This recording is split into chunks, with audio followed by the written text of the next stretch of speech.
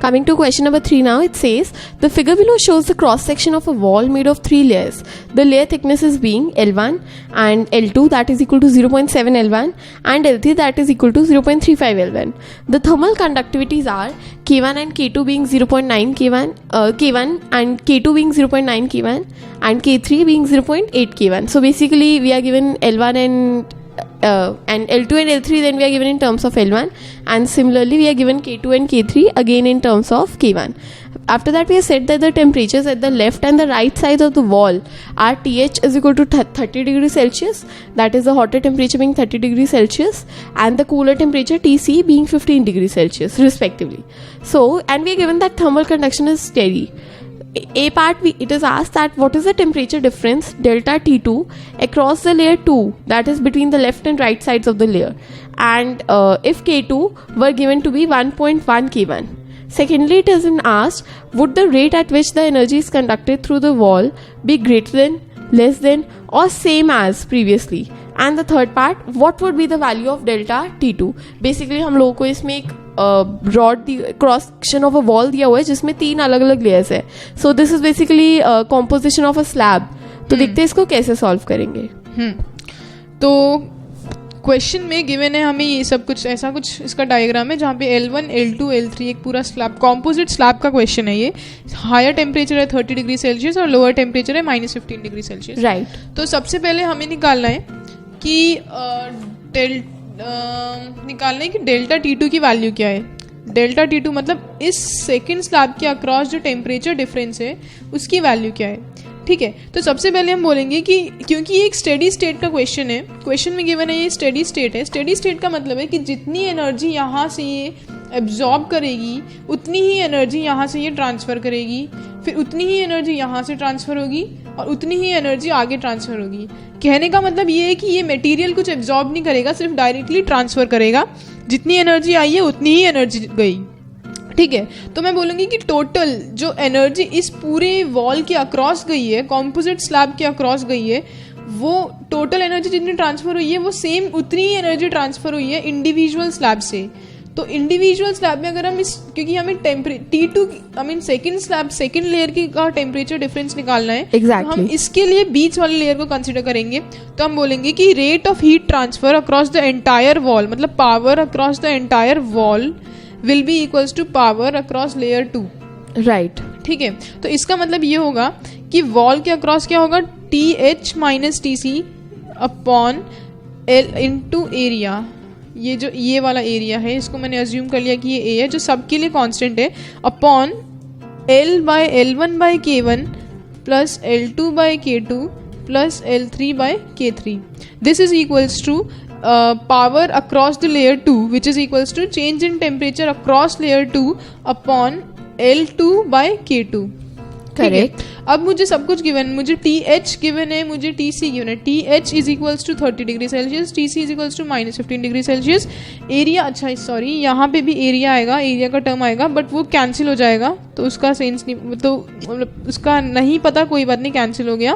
फिर L1 by K1 मुझे पूरे क्वेश्चन में गिवन है कि L1, L2, L3 और सबकी. तो L1 बाई K1 जब हम करेंगे तो रेशियोज जो निकलेंगे उनको जब हम पुट करेंगे तो मेरे पास आएगा TH मतलब TH minus TC is equals to 45 degree Celsius which is equals to basically 30 minus 15 degree Celsius. जो डिफरेंस है वो 45 डिग्री सेल्सियस का है, divided by L1 by K1 1 plus L2 by K2 7 by 9 plus L3 by K3 is 35 by 80 right is equals to delta T2 divided by 7 by 9 जो कि है L2 by K2. That's right. इसको solve करने पे मुझे आएगा delta T2 is equals to 15.8 degree Celsius. Exactly. इसका जो बेसिक कॉन्सेप्ट था वो ये था कि ये जो स्टेडी स्टेट है इसका मतलब है कि जितनी एनर्जी आ रही है उतनी ही एनर्जी जा रही है. तो इसके लिए हमने इक्वेशन लिखी और वैल्यूज डायरेक्टली पुट कर दी. करेक्ट. ठीक है. इसके बाद नेक्स्ट जो पार्ट है वो ये बोल रहा है कि इफ K2, नेक्स्ट पार्ट है वो ये है कि if K2 is equals to 1.1 times K1 तो क्या होता, would the rate at which energy is conducted through the wall be greater than, less than और same as the previous one. तो K2 का वैल्यू इनिशियली तो था मेरे पास 0.9 times K1 और अब है 1.1 टाइम्स K1. तो इसका मतलब K2 का वैल्यू जो है वो पहले से ज़्यादा इंक्रीज हो रहा है, मतलब कंडक्टिविटी इंक्रीज हो रही है. तो हम एक्सपेक्ट कर रहे हैं कि आगे जाने कि K2 की वैल्यू इंक्रीज होने के कारण जो थर्मल करंट है, जो एनर्जी है, हीट एनर्जी, वो ज़्यादा होगी. अब हम इसको कैलकुलेट करते हैं थर्ड पार्ट में, प्रूव करेंगे थर्ड पार्ट की कैलकुलेशन से. जब हम कैलकुलेट करेंगे what would be the value of delta T2. That's right. ठीक है, तो सेम प्रोसीजर फॉलो करना है एज दिस, बट इसमें क्योंकि K2 का वैल्यू चेंज कर दिया तो L2/K2 का वैल्यू चेंज हो जाएगा, which will be equals to 7/11. ठीक है, जब ये हम पुट करेंगे तो उसके बाद मेरे पास डेल्टा 2, इसी इक्वेशन में जब L2/K2 को हम 7/11 पुट करेंगे तो डेल्टा T2 का वैल्यू जो आएगा 7/11 को पुट करने पे वो आएगा हमें 13.8 डिग्री सेल्सियस. एग्जैक्टली. मैनिपुलेट और मैथमेटिकल बस वैल्यूज अब डाली है इसके बाद हमने. या सिम वैल्यूज ही डालनी है और कुछ नहीं है. जैसे इसके 7/11, 9 को 11 से रिप्लेस करना है. तो उसके बाद हमारे पास डेल्टा T2 का वैल्यू आ जाएगा 13.8 डिग्री सेल्सियस. ठीक है, तो इससे हमें ये पता चल गया कि डेल्टा T2 मतलब लेयर 2 के अक्रॉस जो टेम्परेचर डिफरेंस है वो पहले से कम है. इनिशियल वाले में था 15.8 डिग्री सेल्सियस, अब है 13.8 डिग्री सेल्सियस. मतलब ये temperature difference across layer 2 has decreased. इसका मतलब temperature difference across layer 1 has increased and layer 3 has increased. का मतलब हीट जितनी एब्जॉर्ब हो रही है यहाँ से वो इंक्रीज हो गई है और हीट जितनी रिलीज हो रही है यहाँ से वो इंक्रीज हो गई है. मतलब जो हीट ट्रांसफर हो रहा है यहाँ से वो इंक्रीज हो रहा है, which is as what we have expected. क्योंकि अगर K का वैल्यू इंक्रीज कर रहे हो मतलब थर्मल कंडक्टिविटी इंक्रीज हो रही है, इसका मतलब एनर्जी भी ट्रांसफर्ड है, वो इंक्रीज हो रही है. करेक्ट. तो basically you had a look now at question number 3. इसमें हमने कॉम्पोजिट स्लैब से रिलेटेड एक क्वेश्चन डिस्कस कर लिया और इससे हाई लेवल का क्वेश्चन नहीं आता. जस्ट हमें उसका कंसेप्ट अच्छे से क्लियर होना चाहिए कि क्या कैसे अप्लाई करना है. और L1/L L2/L and L1/K1, L2/K2 and L3/K3 उसको अप्लाई करना अच्छे से आना चाहिए बस. और जैसे कि उसने कहा कि जब उसने वैल्यू चेंज कर दी क्वेश्चन ने, बेसिकली हमें बस सीधा सीधा क्वेश्चन में रिप्लेस कर दिया. सो टेम्परेचर और इन सब चीज़ों का एकदम अच्छे से ध्यान रखना है हमें. So this was question number 3.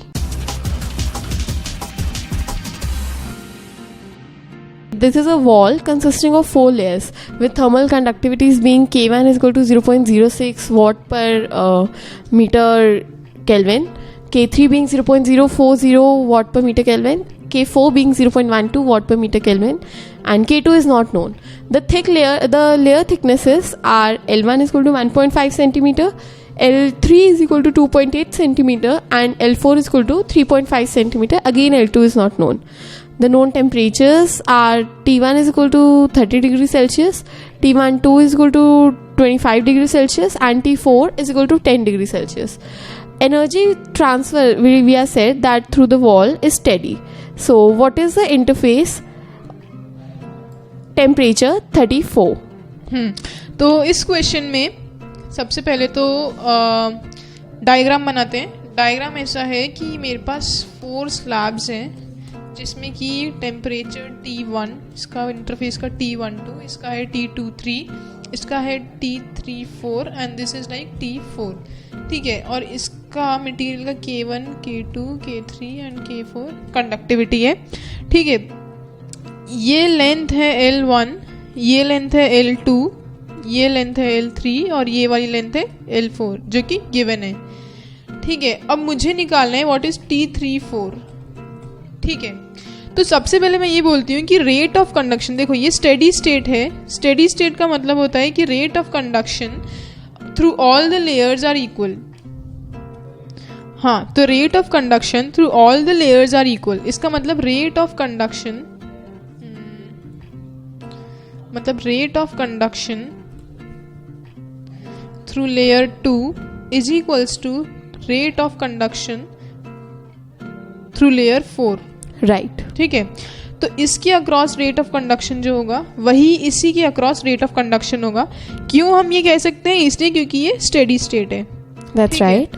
तो अब मैं बोलूँगी पावर ऑफ कंडक्शन का जो फॉर्मूला था that is equals to A into K into change in temperature divided by L.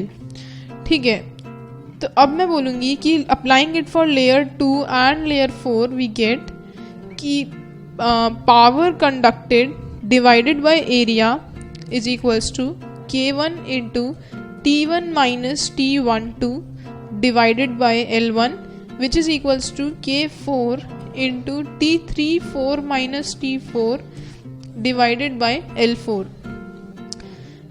इधर हमें दिया हुआ है कि T1 is equals to 30 degree Celsius, question में गिवन है. मुझे गिवन है T12 which is equals to 25 degree Celsius. T4 is given as minus 10 degree Celsius. इसको वैल्यूज पुट K1 K4 मतलब इसको सॉल्व करने के बाद आएगा T34 is equals to T4 in plus K1 into L4 upon K4 into L1 into T1 minus T12. मुझे सारे temperatures पता है और मुझे पता है K1 और K4 का रेशियो पता है, L4 और L1 का रेशियो पता है. जैसे ही मैं इसमें पुट करूँगी मुझे पता चलेगा कि T34 is equals to minus 4.2 degree Celsius. Right, तो बेसिकली अगेन ये कॉम्पोजिशन ऑफ स्लैब पे ही क्वेश्चन था. वो टॉपिक हम पहले काफ़ी अच्छे से डिस्कस कर चुके हैं, तो इसकी प्रैक्टिस होना काफ़ी ज़रूरी है क्योंकि कॉम्पिटिटिव एग्जाम्स में बेसिकली इसी टाइप के क्वेश्चन आते हैं. Okay, so this was question number 4 for us. Coming to question number 5 now. The figure below displays a closed cycle for a gas. From C to B, 40 joule is transferred from the gas as heat. From B to A, 130 joule is transferred from the gas as heat. And the magnitude of work done by the gas is 80 joule. Now, from A to C, 400 joule is transferred to the gas as heat. What is the work done by the gas from A to C? We have to find. And we are given a hint that we need to supply the plus and minus signs for the given data. मतलब that is question में नहीं दिया हुआ है, वो हमें खुद से विजुलाइज करके फिगर आउट करना है लॉजिकली कि क्या होगा. देखते कैसे करेंगे. तो इस क्वेश्चन में सबसे पहले हम क्वेश्चन को पढ़ के देखते हैं कि इनको क्या क्या साइंस देने होते हैं. तो उसने लिखा है from B to A 130 joules is transferred from the gas as heat, as in 130 joules is outside environment को दे दिया है. तो B टू A प्रोसेस में, तो B टू A प्रोसेस में 130 जूल्स बाहर निकला है, तो इसके लिए Q का वैल्यू हो गया माइनस 130 जूल्स. ठीक है, राइट. नेक्स्ट है magnitude of work done by the gas is 80 joules.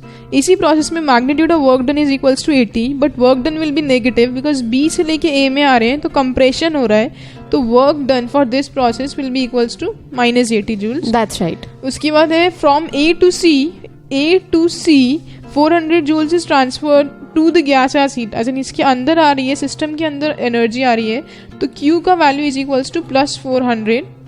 ठीक है, और what is the work done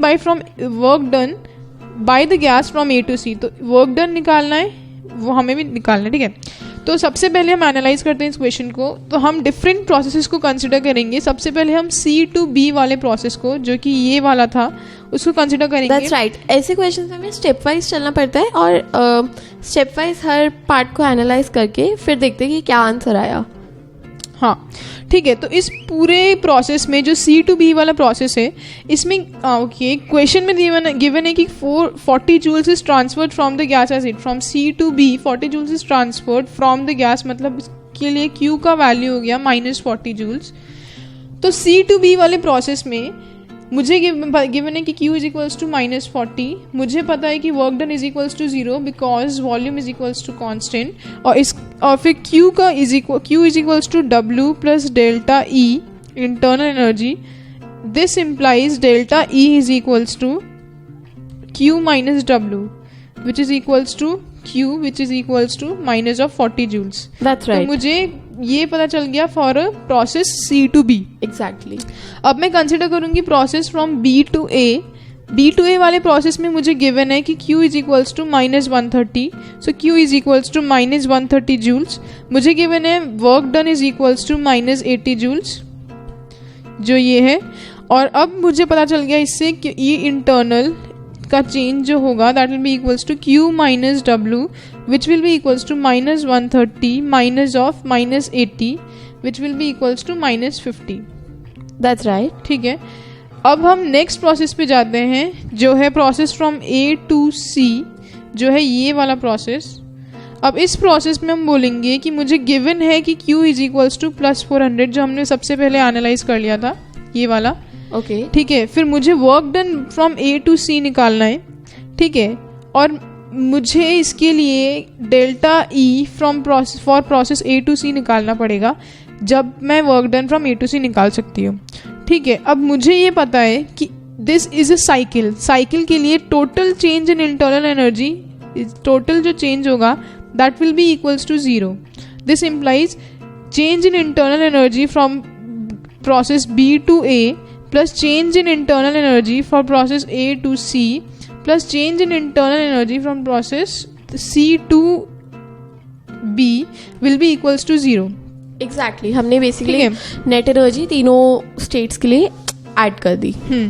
तो इससे मुझे पता चल गया कि change in internal energy for process A to C will be equals to negative of change in internal energy from of B to A and from C to and B for process C to B, right, जो मैंने पहले से ही निकाला हुआ है।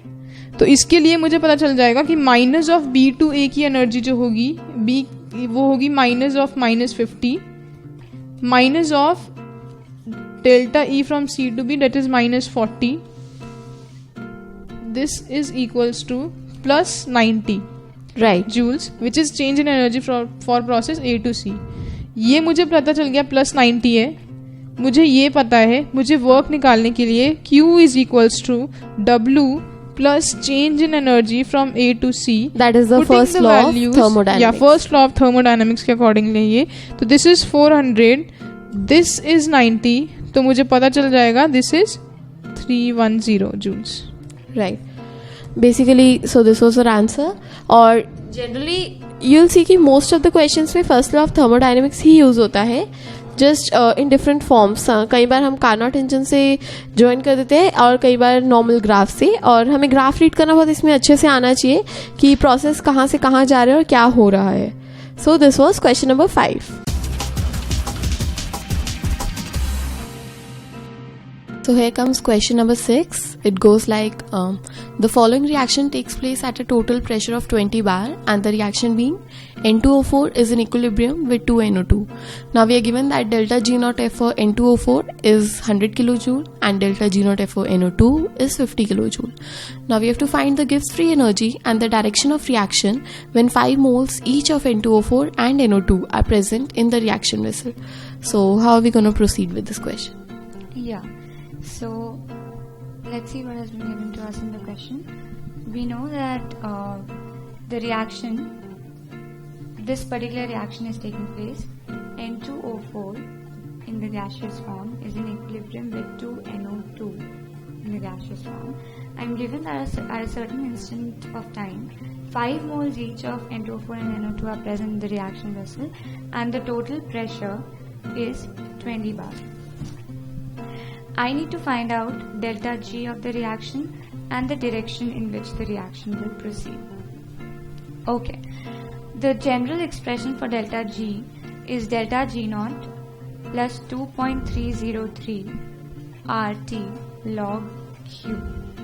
Now, we need to remember that at equilibrium, the delta G of any reaction is 0. And we also know that at equilibrium Q is equals to Kc. The reaction quotient becomes equal to the equilibrium constant. Okay. Now, I'm given delta G naught F of the reactants and the products. So I can calculate delta G naught, which is characteristic for a reaction. So this will be 2 into delta G naught F of NO2, a product minus reactant. So delta G naught F of? Exactly, the stoichiometric coefficient here is really important. O4, yeah. So this has to be multiplied by 2, and since the stoichiometric coefficient of N2O4 is 1, we are good. So yeah, when I substitute the values in this expression, I will get the value of delta G naught as 0. Now, I will use this expression, the general expression for delta G at equilibrium. So I'll substitute the values. At equilibrium, delta G is 0, delta G naught we just found out to be 0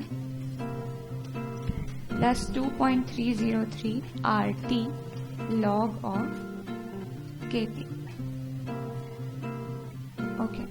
Now, see, this 2.303 RT log Kp is 0. Right. For this to be 0, only log Kp can be 0 because obviously R has a fixed value, temperature cannot be 0 in Kelvin. So, yeah.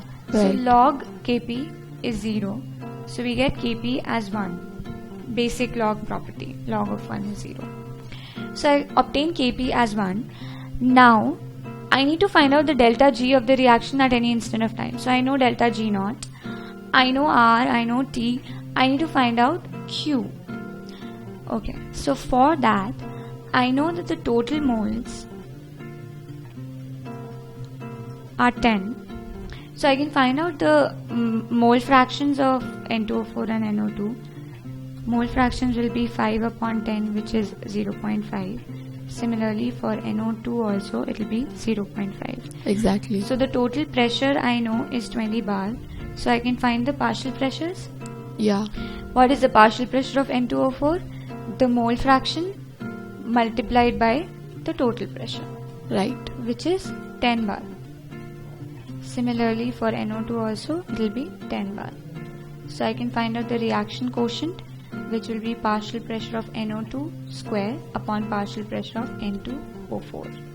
So 10 into 10 by 10, which is 10.